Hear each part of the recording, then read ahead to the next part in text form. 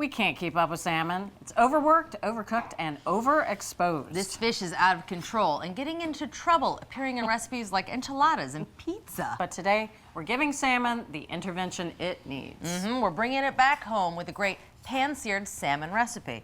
And searing a piece of salmon sounds pretty straightforward, but there are two big issues. One, when you think about salmon, the ends are about half as thick as the very center. That means these overcook quite quickly. The other thing is, it cooks so fast, it's hard to know exactly when it's done. So we solved both of those problems today. So starting with this nice piece of salmon. Now you can buy individual fillets if you like, and sometimes that's how they're prepped at the seafood counter. But if you can buy this center cut piece and cut it yourself, you'll ensure that each of these pieces is exactly the same thickness, so they'll cook at the same rate. So this is a 1.5 pound piece of center cut salmon, and to make individual fillets, we're simply going to slice it crosswise into 4 pieces. Now, I want to point out that the skin is still on this salmon, and that's very important for this recipe. Now, to solve that uneven cooking on the salmon, the solution is easy. We're gonna brine. In here I have 2 quarts of water, and I'm going to add ½ a cup of kosher salt. We're just gonna dissolve this right into the water. All right, there we go. Now these pieces of salmon are pretty small, so we're just gonna soak the salmon in the brine for about 15 minutes. You don't even have to put it in the fridge. You can just leave it right on the counter.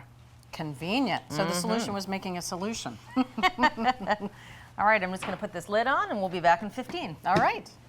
All right, so the salmon is out of the brine. I've patted it dry and it's time to get cooking. So here I have a 12-inch nonstick skillet, and it's not on the heat yet. It's a cold pan. I was going to ask if you needed me to turn on the heat. Nope.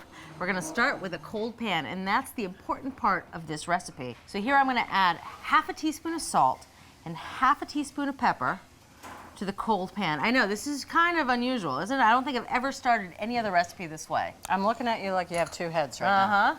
All right, so now we're gonna add the salmon to the cold pan. I tell you, once you know how to cook salmon this way, it's a game changer. I feel the need, as soon as you put that salmon in the pan, to make sizzle noises.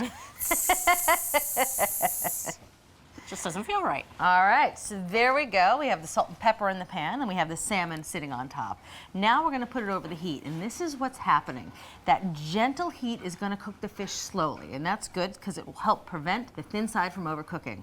It's also gonna render that natural fat out of the salmon, so you don't need to add any extra fat to the pan. And that low, slow start means you're not gonna overcook the fish. You have more time to get it right.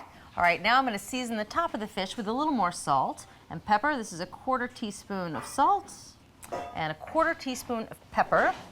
And now we're going to take the skillet, take it out in the sunshine so it can cook very slowly, right? Close. Now we're gonna put this skillet over medium-high heat. This is gonna cook for about 6 to 8 minutes, and what you're gonna see is the fat's gonna start to come out of the salmon, and in the bottom 1/4 inch of the fish, you're gonna see that it's cooked.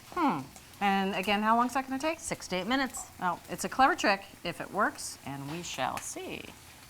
All right, it's been about 6 minutes. You can see the fat starting to come out of the salmon, and these aren't gonna stick to the pan because we sprinkled the pan with the salt and pepper before we put the salmon in. That makes sort of a ball bearings underneath the salmon so it doesn't stick. You non-sticked the non-stick pan. I did.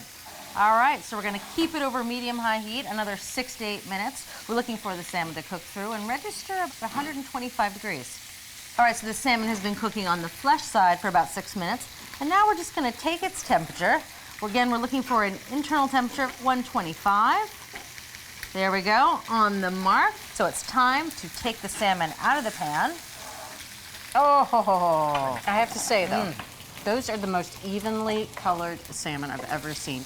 So usually when they hit the pan, that flesh side down, they buckle and you only get a little patch of browning, but those are brown from edge to edge. They're gorgeous. All right, so we're gonna make a quick mango salsa. Here I have a nice ripe mango. And I'm just gonna prep it quickly by trimming off the top and the bottom. And then I like to peel it with a knife. All right, so now that I've sliced off all the skin, I'm gonna slice down along either side of the pit. There's more flesh on the sides. I like to slice that off too. And then this, that's what I call a kitchen snack. I'm gonna save that for later. It's even better if you put it in the freezer and then snack on it later. Ooh, good call. So I'm gonna start by cutting the mango down into 1/4 inch thick planks. Then I'm gonna slice the planks lengthwise into little sticks. And then we're gonna slice it crosswise into a nice dice. All right, so that's our mango.